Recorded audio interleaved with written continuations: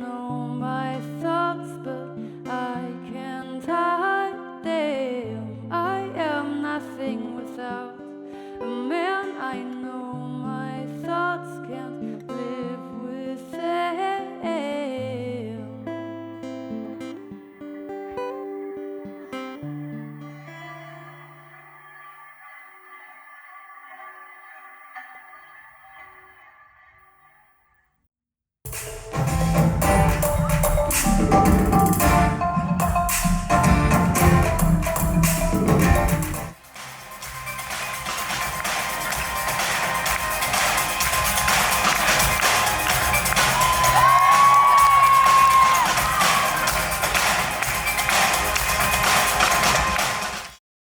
Let's not stick and stay together.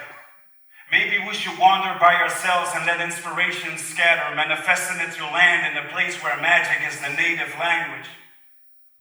See, I am used to knowing what I used to know.